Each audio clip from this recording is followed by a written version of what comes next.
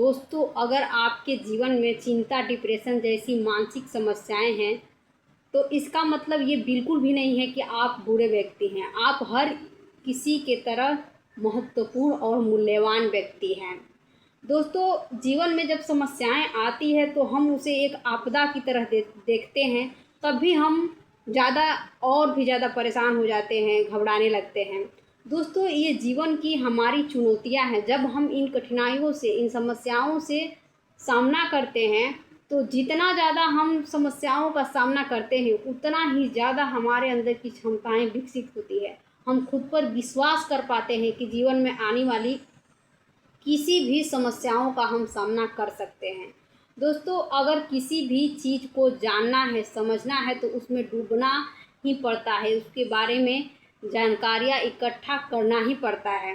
अब आपके पास समस्याएं हो गई है तो कोई बात नहीं। जब आप इसका सामना करोगे, इससे का समाधान ढूंढ लोगे, तो आप पाओगे कि आप पहले से बहुत ही ज़्यादा बेहतर हो जाओगे।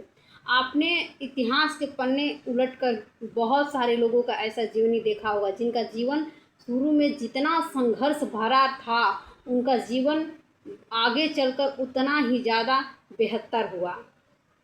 अब बात यह है कि कुछ लोग जब प्रारंभिक जीवन में समस्याएं आती है तो कुछ लोग टूट जाते हैं, जबकि कुछ ऐसे लोग होते हैं जो जानकारियां इकट्ठी करते हैं, नई नई चीज़ों को करने के लिए कोशिश करते हैं। वो अपनी सुविधा क्षेत्र से बाहर निकलते हैं और जब जितना ज़्यादा वो आगे बढ़ते हैं उतना ही ज़्यादा वो समस्याओं पर विजय कर पाते हैं। दोस्तों, जीवन की चाहे जैसी भी समस्याएं हो, वो उतनी बुरी नहीं होती है, लेकिन हम अपने मन में सोच कर उसे ज़्यादा बुरा बना देते हैं। हम सोचते हैं कि कहीं ऐसा ना हो जाए, कुछ मतलब गलत परिणाम के बारे में सोचते रहते हैं। आप परिणामों का बिल्कुल भी फिक्र मत कीजिए कि क्या होगा, नतीजा क्या होगा।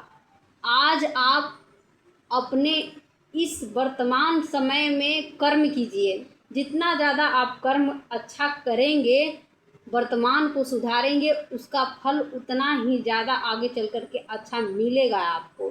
और भगवान श्री कृष्ण ने तो कहा ही है कि कर्म करो, फल की चिंता मत करो, क्योंकि फल तुम्हारे हाथ में नहीं है। और हम करते क्या है कि जब भी कोई नई चुनौतियाँ, समस्याएं आती है तो हम बस फल के बारे में सोचने लगते हैं कि आगे चलकर क्या होगा, और इसीलिए हम ना तो उस समस्याओं के साथ हम कुछ एक्शन ले पाते हैं और मन ही मन सोच कर और भी उस समस्याओं को ज़्यादा बढ़ा देते हैं, मन को तोड़ देते हैं। तो अब आपको इन समस्याओं को चुनौती के रूप में स्वीकार करना है और खुश होना है कि मुझे ये समस्याएं मिली है, अब इसको क्योंकि हमें हल करना है।